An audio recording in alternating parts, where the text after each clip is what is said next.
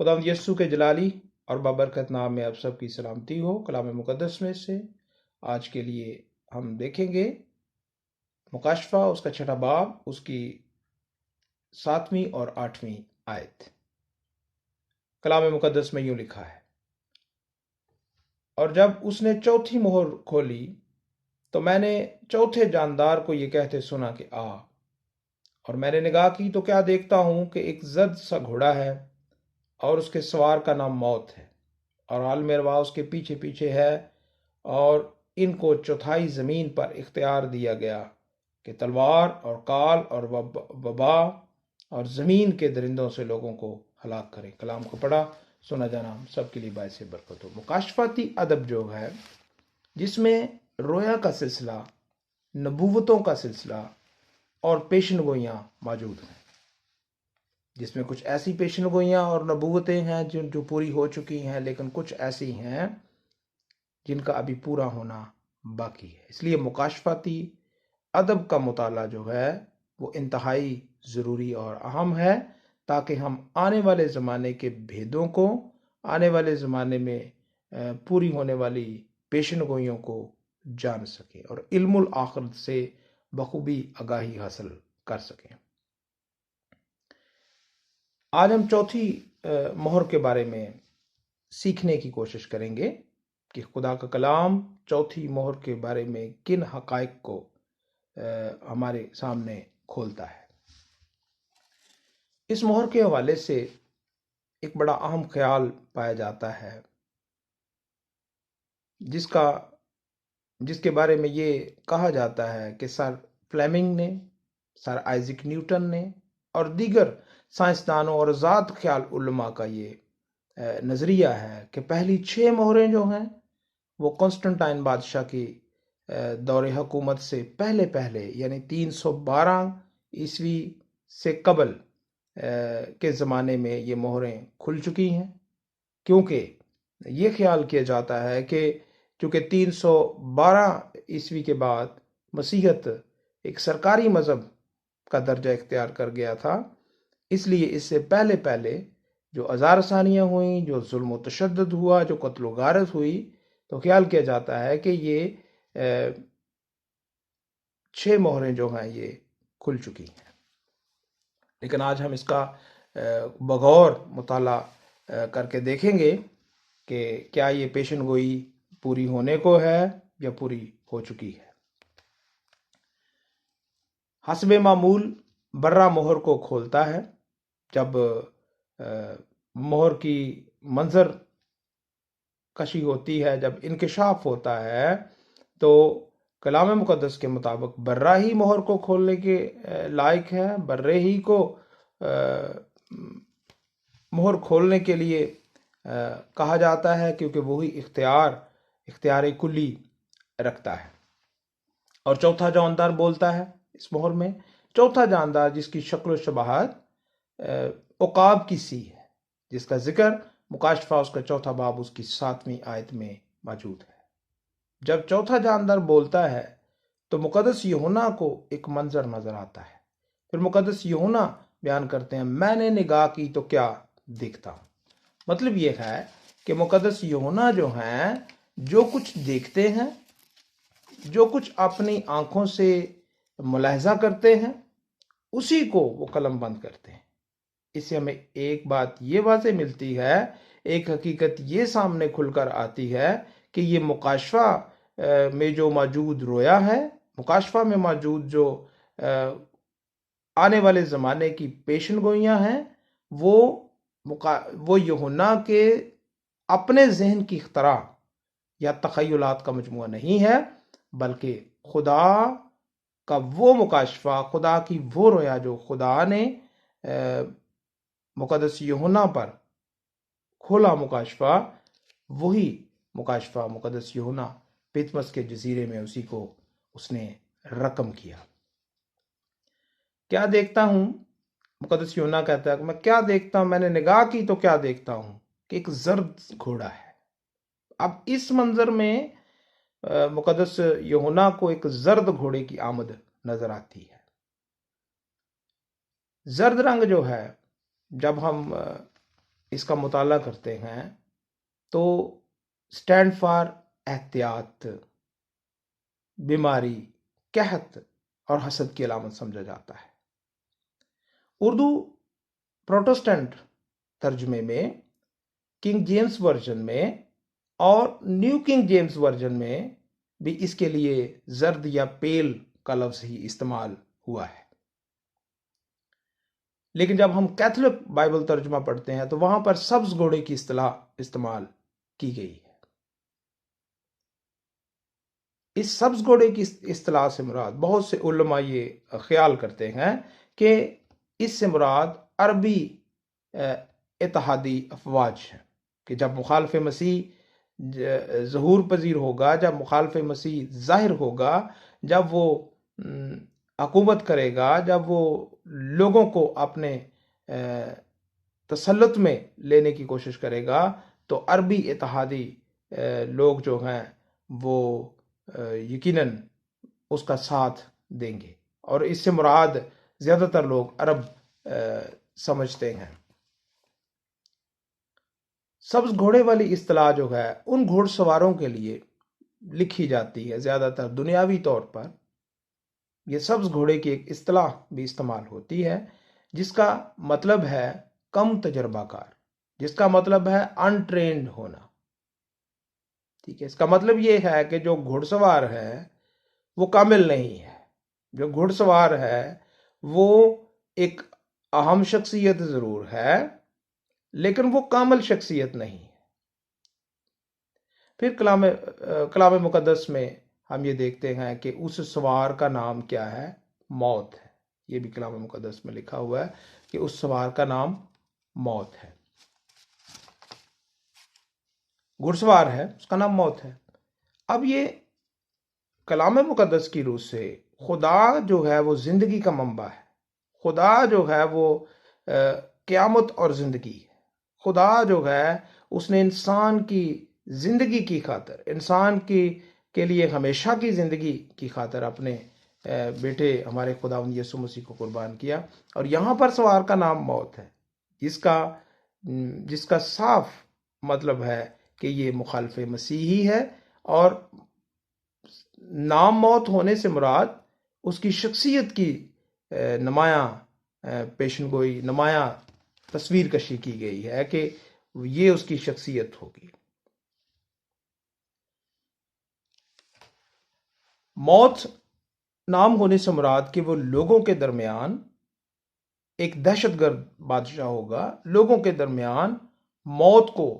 وہ بانٹے گا، زندگی کے ساتھ اس کا کوئی تعلق نہیں ہوگا۔ پھر موت سے مراد کہ وہ بدنوں پر غالب آئے گا، بدنوں کو ہلاک کرے گا، اور پھر ایک اور اہم الفاظ ہیں کہ عالم ارواح اس کے پیچھے پیچھے ہیں۔ اب یہ عالم ارواح اس کے پیچھے پیچھے کیوں؟ اب اس کے بارے میں ہم سیکھنے کی کوشش کریں گے۔ عالم ارواح، اس کے لیے کیتھولک ترجمے میں عالم اسفل استعمال ہوا ہے، نیو کنگ جیمز میں ہیڈیز مستعمل ہے، پھر اس کے مترادف کنگ جیمز ورژن میں اس کے لیے لفظ ہیل استعمال ہوا ہے۔ اس سے مراد برگشتہ روحوں کی سکونت گاہ ہے، کھوئی ہوئی روحوں کی جگہ ہے، کھوئی ہوئی روحوں کا عالم ہے، جس کو عالم ارواح کے نام سے کلام مقدس میں لکھا گیا ہے۔ جب ہم لوکا کی انجیل 16واں باب اس کی 22ویں سے 23ویں آیت تک پڑھتے ہیں تو وہاں پر ہمیں عالم ارواح کا تذکرہ ملتا ہے، جہاں پر امیر شخص اور غریب لازر کی کہانی موجود ہے۔ پھر جب ہم مکاشفہ 20واں باب اس کی 14ویں آیت سے اس کی 15ویں آیت تک پڑھتے ہیں تو وہاں پر کلام مقدس میں لکھا ہوا ہے کہ موت اور عالم ارواح آگ اور گندک کی جھیل میں ڈالے جائیں گے۔ اس سے واضح طور پر ہم دیکھتے ہیں کہ یہ عالم ارواح اسی عالم ارواح کا ذکر کیا گیا ہے، انہی روحوں کا ذکر کیا گیا ہے جو برگشتہ ہیں، انہی روحوں کا ذکر کیا گیا ہے جو کھوئی ہوئی ہیں، وہ اس کے پیچھے پیچھے ہیں، عالم ارواح اس کے پیچھے پیچھے ہے، یعنی کہ وہ اس کا نام موت ہے، یعنی کہ وہ لوگوں کو موت سے ہمکنار کرے گا، لوگوں کو موت کے گھاٹ اتارے گا مختلف طریقوں سے، اور لوگوں کے بدنوں پر وہ موت کے وسیلے سے غلبہ پائے گا، اور ساتھ ہی روحیں جو ہوں گی وہ اس کی جو پیچھے اس کے عالم ارواح ہے اس میں داخل ہوتی جائیں گی، کیونکہ وہ انہی روحوں ایسی تمام روحیں جو خدا کی منکر ہوں گی، جو بیٹے خداوند، جو اس کے بیٹے خداوند یسوع کی منکر ہوں گی، وہ اسی عالم ارواح میں داخل ہوتی جائیں گی، کیونکہ وہ روحوں کو بھی سمیٹتا جائے گا ساتھ ساتھ۔ اور کلام مقدس کی روشنی میں موت انسان کی پرانی دشمن ہے، جس پر یسوع جو ہے وہ اپنی قدرت کاملہ سے غالب آیا ہے۔ اور موت ایک ایسا دشمن ہے جس کا ذکر کلام مقدس میں موجود ہے، اور اسی موت کو ابدی شکست دینے کے لیے میرا اور آپ کا مسیحا صلیب پر قربان ہوا، تاکہ میں اور آپ زندگی پائیں اور کثرت کی زندگی پائیں۔ پھر اس مہر سے مراد، یہ چوتھی مہر جو ہے، اس سے مراد ابلیس کے زمانے کا یا ابلیس کی شخصیت کا چوتھا رخ ہے، اس کا وہ چوتھا ہتھ کنڈا ہے جس سے وہ لوگوں کو اپنے کنٹرول میں کرے گا، لوگوں کو ہراساں کرے گا، لوگوں کے درمیان دہشت پھیلا کر ان کو مسیح کے انکار پر مجبور کرے گا۔ پھر اسے اختیار دیا گیا، کلام مقدس میں لکھا ہے کہ عالم ارواح اس کے پیچھے پیچھے ہے، اور ان کو 1/4 زمین پر اختیار دیا گیا ہے۔ کیا اختیار دیا گیا ہے؟ 1/4 زمین پر اختیار دیا گیا ہے عذاب رسانی کے لیے۔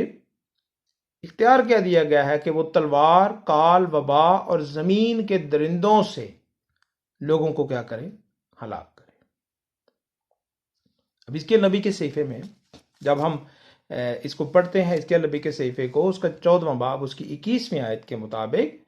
تلوار، کال، وبا، درندے، عذاب رسانی، دکھ، ظلم، قتل و غارت اور خون کے لیے آلہ کار ہیں۔ اس طریقہ کار میں تباہی و بربادی کو پیش کیا جاتا ہے، یعنی یہ 4 ہتھ کنڈے جو ہیں، جس میں تلوار ہے، کال ہے، وبا ہے اور درندے ہیں، یہ ظلم و تشدد کی نشاندہی کرتے ہیں، اور اس سے انسان جو ہے وہ موت کے گھاٹ میں اترتے ہیں۔ تلوار سے مراد مخالف مسیح کی عسکری قوت بھی ہے، اور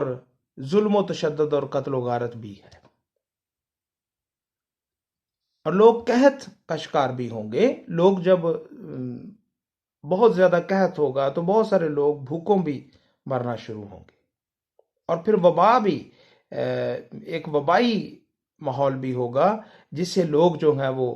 وسیع پیمانے پر موت کا شکار بھی ہوں گے، کیونکہ اس مہر میں وبا کا تذکرہ بھی موجود ہے۔ کچھ لوگوں کا خیال یہ ہے کہ سخت عذاب رسانی کا دور جو ہے وہ گزر چکا ہے،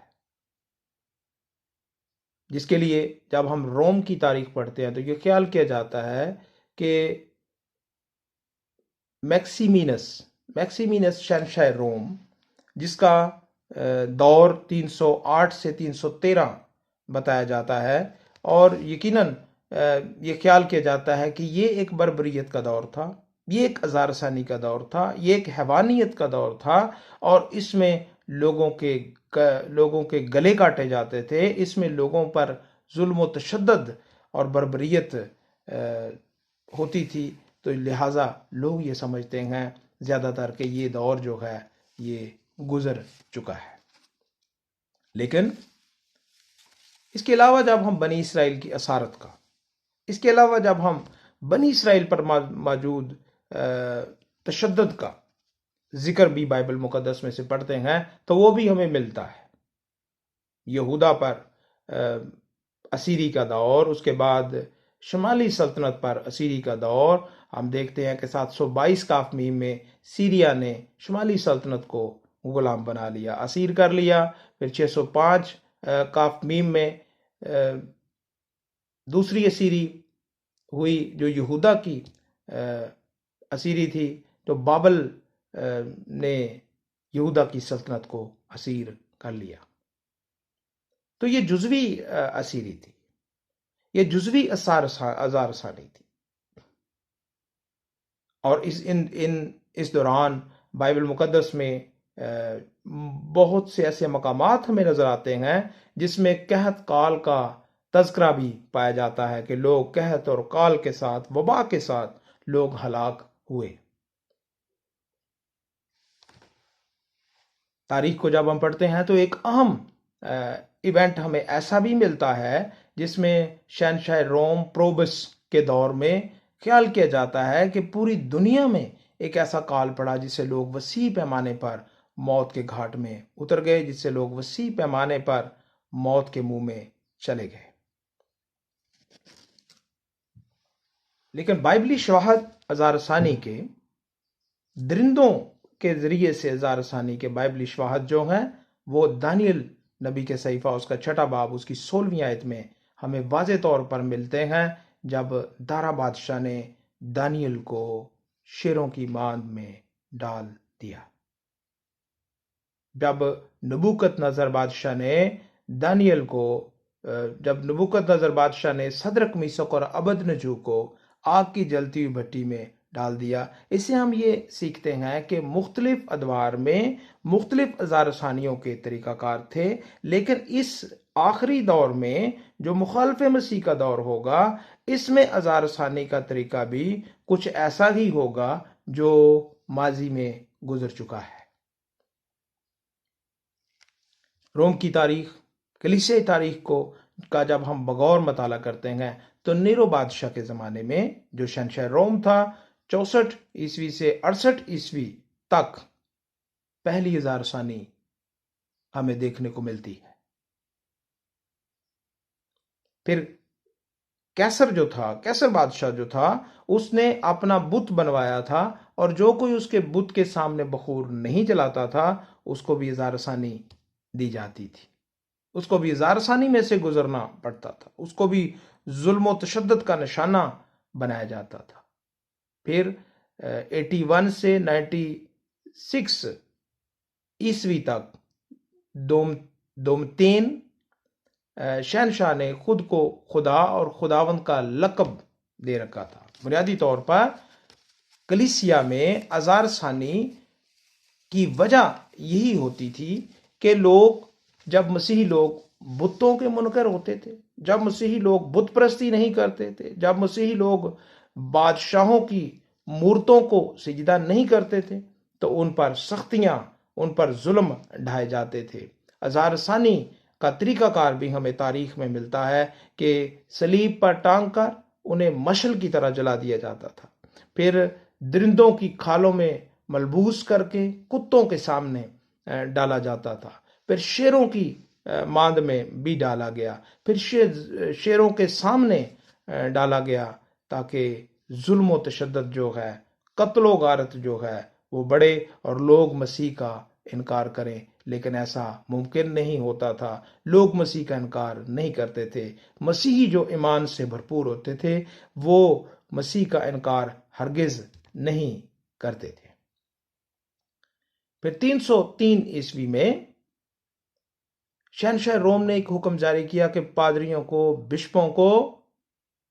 اور سرکاری مسیحی ملازمین کو اس وقت تک غلام بنایا جائے جب تک وہ مسیح کا انکار نہ کر دیں۔ اسی طرح مختلف طریقوں کے ساتھ ازار ثانی کا سلسلہ چلتا رہا، لیکن روم میں، دنیا کے دیگر خطوں میں۔ لیکن چوتھی مہر کے مطابق اب جو ہونے والا ہے یہ ایک عالمگیر ازار ثانی کا سلسلہ ہوگا، یہ ایک عالمگیر قحط کا سلسلہ ہوگا، یہ ایک عالمگیر کال اور وبا کا سلسلہ ہوگا، جس میں تلوار اٹھائی جائے گی، جس میں یقیناً ایسے لوگوں کو ازار ثانی کا سامنا کرنا پڑے گا جو خداوند یسوع مسیح کے نام لیوا ہیں۔ ایسے لوگوں کو ہزار ثانی ظلم و تشدد کا سامنا کرنا پڑے گا، یقیناً جو آج مسیح میں مضبوط ہے۔ مسیح میں میرے عزیزو، اس دنیا میں دنیاوی بادشاہوں نے ظلم و تشدد مسیح کے لوگوں پر کیا۔ آج وہ بادشاہ موجود نہیں ہے، لیکن یسوع کے لوگ اس دنیا میں موجود ہیں، اور رہتی دنیا تک یسوع کے لوگ اس دنیا میں موجود رہیں گے۔ وہ ایک بہت بڑی آزمائش میں سے جب ایمانداروں کا گزر ہوگا تو یقیناً خدا اپنے لوگوں کو مضبوطی، خدا اپنے لوگوں کو دلیری، خدا اپنے لوگوں کو غلبے کی قوت دے گا۔ اس لیے ہم اس مہر کے الفاظ کو پڑھ کر، ہم اس مہر میں موجود رویا کو پڑھ کر، ہم اس مہر میں موجود انکشاف کو پڑھ کر، جو زرد گھوڑے کی صورت میں انکشاف ہوتا ہے کہ اس کا سوار جو ہے اس کا نام بھی موت ہے، اور اسے 1/4 زمین پر اختیار دیا گیا ہے کہ وہ قتل و غارت کرے، وہ ایسے ہتھ کنڈے یوز کرے جس سے لوگ موت کا شکار ہوتے جائیں۔ ہمیں پریشان ہونے کی ضرورت نہیں ہے، ہمیں غم میں جانے کی ضرورت نہیں ہے، کیونکہ کلام مقدس میں واضح طور پر ہمارے لیے تسلی کے کلمات موجود ہیں کہ جب ہم جان دینے تک وفادار رہیں گے تو زندگی کا تاج حاصل کریں گے۔ جب لوگ ہمیں یسوع کے نام سے لعن طعن کریں گے تو ہم مبارک ہوں گے۔ اس اخیر زمانے میں لوگ عدم اطمینان کا شکار بھی ہو جائیں گے، اور بہت سے لوگ گمراہی کی طرف بھاگیں گے موت کے ڈر سے۔ لیکن کلام مقدس میں زبور 23 اس کے 4 آیت میں لکھا ہے کہ میں کسی بلا سے نہیں ڈروں گا کیونکہ تو میرے ساتھ ہے، خواہ میرا گزر موت کے سائے کی وادی میں سے ہو۔ تو ایک مسیحی جو ہے، ایک ایماندار جو ہے، ایک مومن جو ہے، جو خداوند یسوع مسیح میں پیوست ہے، اس کا گزر خواہ موت کے سائے کی وادی میں سے بھی ہو تو یقیناً وہ قائم اور دائم رہتا ہے۔ تو ہمیں دعا گو رہنا ہے، کیونکہ یہ ہمارے لیے ایک زبردست آگاہی ہے۔ خدا کا کلام ہمیں آنے والے دور کے بارے میں آگاہی دیتا ہے۔ یہ زبردست ہمارے لیے آگاہی ہے تاکہ ہم آنے والے دور سے آگاہ ہوں کہ آنے والا دور جو ہے وہ کس زمانے کی پیش رفت کرتا ہے، آنے والا دور جو ہے وہ کس طرح سے ہوگا، اور کلام مقدس جو ہے وہ اخیر زمانے میں یسوع مسیح کے آنے سے پہلے، مخالف مسیح کے ظاہر ہونے سے پہلے کن حقائق کو ہم پر واضح کرتا ہے۔ اس لیے ہمیں بیدار رہنے کی ضرورت ہے، ہمیں دعا میں رہنے کی ضرورت ہے کہ خداوند پاک خدا ہماری جانیں تو تیرے لیے قربان ہو جائیں، لیکن ہم اور ہماری نسلیں کبھی مسیح کا انکار نہ کریں۔ خداوند کلام کے وسیلے سے آپ سب کو برکت دے، آمین۔